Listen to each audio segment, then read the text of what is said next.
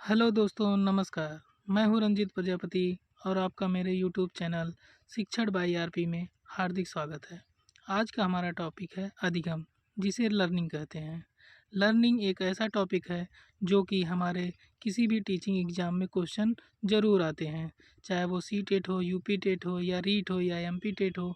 किसी भी एग्ज़ाम जो कि टीचिंग एग्ज़ाम होता है, उसमें ज़रूर क्वेश्चन अधिगम से पूछे जाते हैं।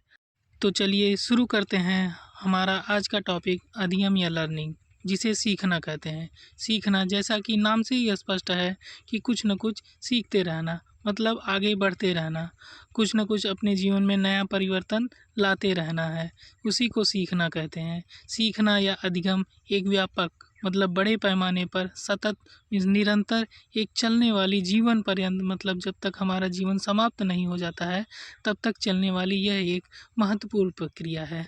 मनुष्य जन्म के उपरांत ही सीखना प्रारंभ कर देता है। जैसे ही मनुष्य जन्म लेता है तैसे ही सीखना प्रारंभ कर देता है, चाहे वो किसी भी रूप में सीखना करे, और जीवन भर कुछ न कुछ सीखता ही रहता है। जैसे ही मनुष्य बड़ा होता जाता है, जीवन भर कुछ न कुछ सीखता ही रहता है। धीरे धीरे वह अपने वातावरण से समायोजित करने का प्रयत्न करता रहता है कि अपने इन्वायरमेंट से वह मिलजुल करके किस तरीके से लोग रहते हैं, उसी तरीके से हम भी रहने का प्रयास करें। इस समायोजन के दौरान वह अपने अनुभवों से अधिक लाभ उठाने का प्रयास करता है। जैसे कोई बच्चा है, कोई काम कर दिया तो उसके बाद उसको नुकसान हुआ, लेकिन नुकसान तो हुआ लेकिन उससे वह सीखा है, तो वो अपने आप को उस माहौल के अनुसार, उस स्थिति के अनुसार अपने आप को समायोजन कर लेगा, और उसको ये अनुभव हो जाएगा कि ये काम गलत है, ये काम सही है, जो कि उससे फिर वो गलती दोबारा नहीं करेगा, उससे वह सीखने का प्रयास करेगा। इस प्रक्रिया को मनोविज्ञान में सीखना कहते हैं। जो भी हम चाहे गलत भी कर रहे हैं लेकिन उससे भी तो हम लोग सीख ही रहे हैं, तो मनोविज्ञान में इसे सीखना कहते हैं। जिस व्यक्ति में सीखने की जितनी अधिक शक्ति होती है, मतलब जो भी कोई व्यक्ति है या बालक है, सीखने की प्रवृत्ति उसमें जितनी अधिक होगी, जितना उसकी मानसिकता होगी कि हाँ, हम ज़्यादा से ज़्यादा सीखने की कोशिश करें, उतना ही उसका विकास होता है। जैसे हम जितना ही पढ़ते हैं, लिखते हैं, उतना ही हमारा माइंड का डेवलपमेंट होता है, उतना ही हमारा विकास होता है। सीखने की प्रक्रिया में व्यक्ति अनेक क्रियाएँ एवं उपक्रियाएँ करता रहता है। जैसे इंसान सीखता है तो कुछ करता रहता है तभी तो सीखेगा। सीखने की प्रक्रिया में व्यक्ति क्रियाएँ कुछ भी अपने करते रहता है। अतः सीखना किसी स्थिति के प्रति सक्रिय प्रतिक्रिया है। मतलब लर्निंग एक ऐसी स्थिति है जो कि हमेशा कुछ न कुछ आगे बढ़ती रहती है। ये सक्रिय प्रतिक्रिया होती रहती है। अधिगम या सीखने की प्रकृति। प्रत्येक प्राणी में कार्य करने की प्रवृत्ति होती है। कोई भी हो, चाहे वो जानवर हो, इंसान हो, कोई भी हो, उसमें कुछ न कुछ कार्य करने की अपनी प्रवृत्ति होती है। कार्यों के द्वारा वह अपने जीवन की रक्षा करता है। जैसे कोई भी प्राणी हो, कोई भी जानवर हो, वह अपने कार्यों के द्वारा कि अपने अपने जीवन का पालन पोषण कैसे करना है, वह अपने जीवन की रक्षा कैसे कर सकता है, सब कुछ अपने कार्यों द्वारा वह करता रहता है। और जितना ही वह कार्य करेगा तो इसका मतलब वह कुछ न कुछ सीखेगा ही। बालक सहज क्रियाओं और मूल प्रवृत्तियों के अनुसार सीखते हैं। सहज क्रियाओं अर्थात जो भी हम अपने डेली लाइफ में करते हैं, जैसे नहाते हैं, धोते हैं, खाते हैं, पीते हैं, रोते हैं, गाते हैं। और मूल प्रवृत्तियाँ अर्थात मूल प्रवृत्तियों की उत्पत्ति जो होती है वो संवेग से होती है। मूल प्रवृत्तियाँ संवेग, और संवेग क्या होता है? संवेग जैसे हँसना, रोना, घृणा, दुःख, ईर्ष्या, ये सब संवेग होते हैं। इसके बारे में हम किसी दिन और बात करेंगे, हम टॉपिक लेकर के आएँगे मूल प्रवृत्तियाँ। इसी के अनुसार बालक सीखते हैं। व्यक्ति के अनुभव के आधार पर उसके कार्यों में परिवर्तन होता रहता है। व्यक्ति जिस तरीके से अपने कार्य का डेवलपमेंट करता रहता है, बड़ा होता रहता है, वैसे ही उसके कार्यों में परिवर्तन होता रहता है। वह और भी नई-नई चीज़ें सीखता रहता है। अनुभव के इस प्रकार लाभ उठाने की क्रिया को सीखना या अधिगम कहते हैं। जिस तरीके से बच्चा बड़ा होता है और कुछ न कुछ सीखता रहता है, सीखते जाता है, और वह लाभ उठाने की क्रिया होती रहती है, और उसी को हम सीखना कहते हैं। आइए अब हम जानते हैं कि सीखना या अधिगम का अर्थ क्या होता है। अधिगम या शिक्षा मनोविज्ञान का मुख्य घटक है। अधिगम जो होता है वो शिक्षा मनोविज्ञान का मुख्य घटक है। शिक्षा के क्षेत्र में इसका विशेष स्थान है, अर्थात कोई भी शिक्षा तभी सफल होगा जब उससे हम सीखेंगे। सीखेंगे तभी हम शिक्षा ग्रहण करेंगे। अर्थात कोई भी लर्निंग तभी होगी जब हम सीखेंगे। अर्थात शिक्षा तभी हम ग्रहण कर पाएंगे जब हम सीखने की कोशिश करेंगे, क्योंकि शिक्षा का सर्वप्रथम उद्देश्य ही है सीखना है। हम सभी जानते हैं मनुष्य का जीवन जन्म से लेकर मृत्यु तक सीखना ही है। ये पहले ही हम बात लोग कर चुके हैं कि मनुष्य जन्म से लेकर मृत्यु तक सीखता ही रहता है। घर में, स्कूल में, अपने आसपास वातावरण से मनुष्य कुछ न कुछ हमेशा गलत सही सीखता ही रहता है और उसका चारों ओर से विकास होता रहता है। उदाहरण के लिए हम लोग जल्दी से देखते हैं कि छोटे बालक के सामने जब जलता दीपक ले जाने पर वह दीपक की लौ पकड़ने का प्रयास करता है। इस प्रयास में उसका हाथ जलने लगता है, लेकिन वह फिर हाथ खींच लेता है। परंतु जब दीपक लाया जाता है पुनः फिर, तो वह जान जाता है कि उससे उसका हाथ जल जाएगा लौ पकड़ने से, इसलिए वह उससे दूर हो जाता है। इसीलिए कहते हैं कि वह सीखना क्या है, अनुभव के आधार पर परिवर्तन होता रहता है। दूसरे शब्दों में क्या कह सकते हैं कि अनुभव के आधार पर बालक के स्वाभाविक व्यवहार में परिवर्तन आ जाता है, कि जो वो उसने पहले किया था अब वो दोबारा नहीं करेगा। उसके अंदर लर्निंग आ जाती है कि हाँ, इससे हम इस लौ को हाथ लगाएंगे तो जल जाएंगे। अधिगम का सर्वोत्तम सोपान अभिप्रेरणा है, अर्थात कि सीखना का सबसे महत्वपूर्ण जो लक्ष्य है वो अभिप्रेरणा है, कि बच्चा उससे कुछ सीखेगा तो उसे अभिप्रेरित होगा। आगे हम लोग देखते हैं कि अधिगम या सीखने के प्रकार। सीखने की क्रिया, ढंग तथा विषय वस्तु के आधार पर सीखने के कुछ प्रकार निम्न हैं, कि हम किस तरीके से सीखते हैं उसके उसके आधार पर क्या प्रकार हैं। पहला है ज्ञानात्मक अधिगम। सीखने का यह तरीका बौद्धिक विकास तथा ज्ञान अर्जित करने की समस्त क्रियाओं पर प्रयुक्त होता है। जैसा कि नाम से ये स्पष्ट है कि ज्ञानात्मक अर्थात कॉग्निटिव लर्निंग, मतलब कि उस तरीके से कैसे बुद्धि का विकास, कैसे हम किस क्रियाओं के द्वारा होता है, अर्थात बुद्धि का विकास तथा ज्ञान अर्जित किन क्रियाओं के द्वारा होता है। ये क्रियाएं निम्नलिखित हो सकती हैं। कौन कौन सी क्रियाएं हैं? प्रत्यक्षात्मक सीखना, परसेप्चुअल लर्निंग, जब किसी वस्तु को देखकर, सुनकर, प्रत्यक्ष मतलब सामने देख करके, किसी वस्तु को सुन करके, स्पर्श करके जो ज्ञान प्राप्त किया जाता है उसे प्रत्यक्षात्मक सीखना कहते हैं। शैशवावस्था और बाल्यावस्था में इसी प्रकार से सीखा जाता है। जैसे अभी हम लोगों ने बात की कि बच्चा लैंप की लौ ले जाने पर उसके बाद हटा लेता है, तो वो शैशवावस्था में होता है कि बच्चा उसी से सीख लेता है। फिर प्रत्यात्मक सीखना, जब बालक साधारण ज्ञान या अनुभव प्राप्त कर लेता है तो वह तर्क, चिंतन और कल्पना करने के आधार पर सीखता है।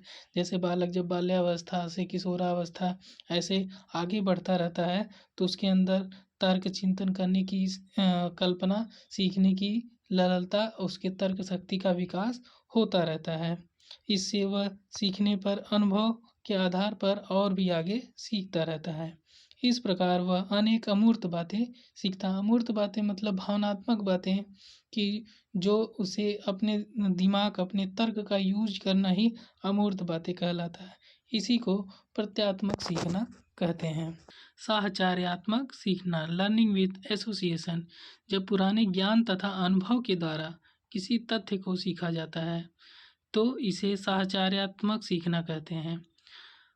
प्रत्यात्मक सीखने में साहचर्य होने की क्रिया स्वाभाविक रूप से होती रहती है, मतलब कि जब पुराने ज्ञान तथा अनुभव जो हमारा रहता है उसके आधार पर हम नई जानकारी और सीखते हैं तो उसे ही हम साहचर्यात्मक सीखना कहते हैं। इमोशनल लर्निंग, संवेदनात्मक अधिगम।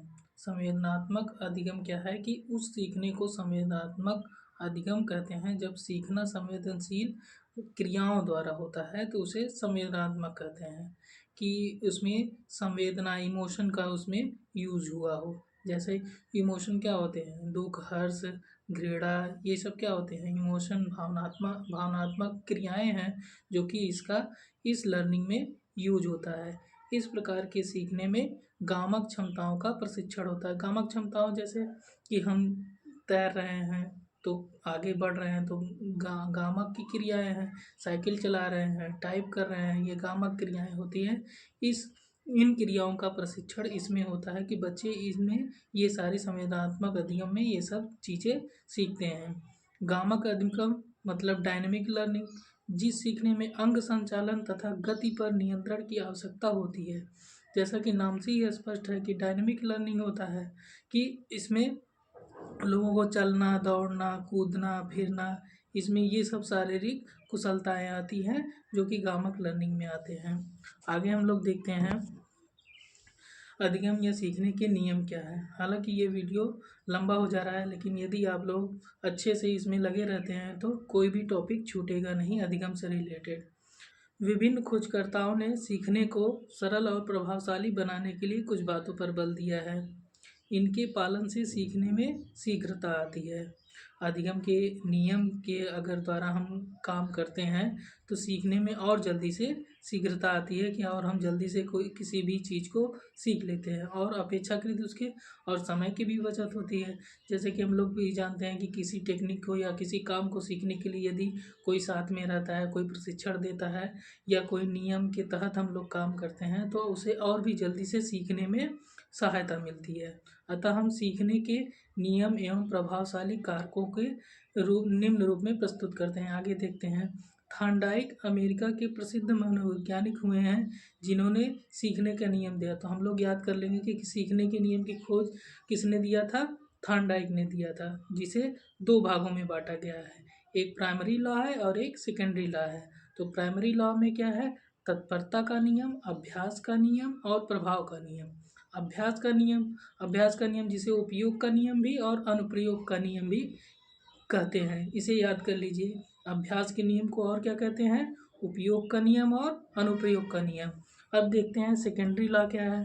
सेकेंडरी लॉ है बहुअन क्रिया का नियम, मानसिक स्थिति का नियम, आंशिक क्रिया का नियम, समानता का नियम, साहचर्य परिवर्तन का नियम। हालांकि ये बहुत ही इम्पोर्टेंट नहीं है, एग्ज़ाम में बहुत कम ही पूछे जाते हैं, लेकिन हम इनको याद कर लेंगे कि 2 इनके नियम हैं, एक प्राइमरी लॉ, एक सेकेंडरी लॉ। जिसमें सेकेंडरी लॉ में गौड़ नियम में क्या है? 5 नियम है। बहुअन क्रिया का नियम, मानसिक स्थिति का नियम, आंशिक क्रिया का नियम और समानता का नियम और साहचर्य परिवर्तन का नियम। जो मेन इनका इम्पॉर्टेंट नियम है वो है प्राइमरी लॉ। प्राइमरी लॉ को हम देखते हैं कि इनके 3 नियम हैं, जो कि पहला है तत्परता का नियम। जैसा कि नाम से ही स्पष्ट है कि रेडनेस मतलब हम तैयार रहते हैं कि किसी चीज़ को सीखने के लिए तत्परता, उसके लिए उत्सुक रहते हैं। इस नियम के अनुसार जब व्यक्ति किसी कार्य को करने के लिए पहले से तैयार रहता है, मतलब उस कार्य को करने के लिए हम तुरंत तैयार रहते हैं, तो वह कार्य में उसे आनंद आता है।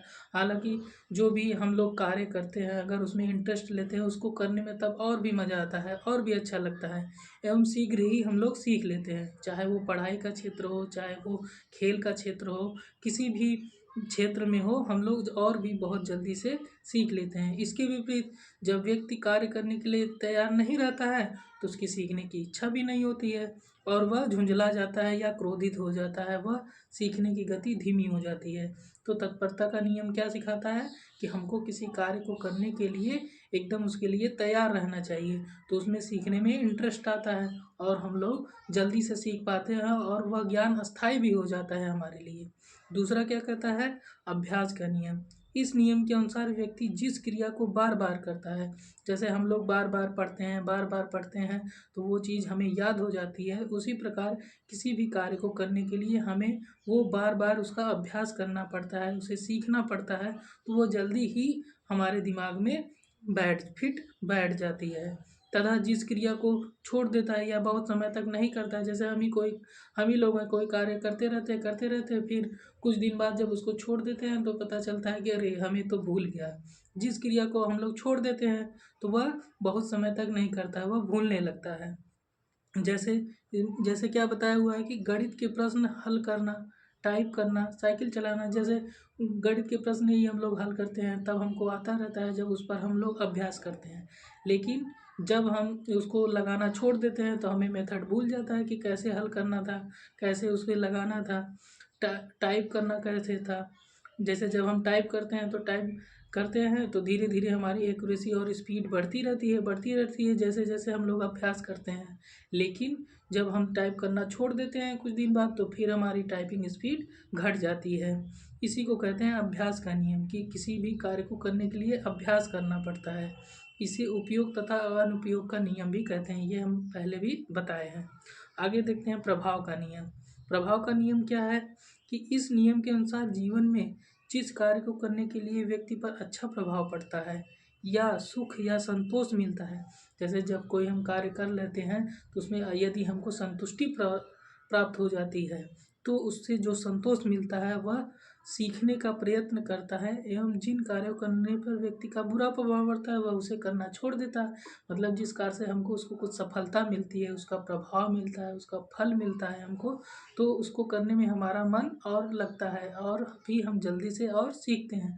लेकिन जिस कार्य को करने में हमारा मन नहीं लगेगा तो उसका बुरा प्रभाव पड़ेगा और उसको हम लोग छोड़ देते हैं। इस नियम को सुख तथा दुख या पुरस्कार तथा दंड का नियम भी कहा जाता है। इस नियम को क्या कहते हैं?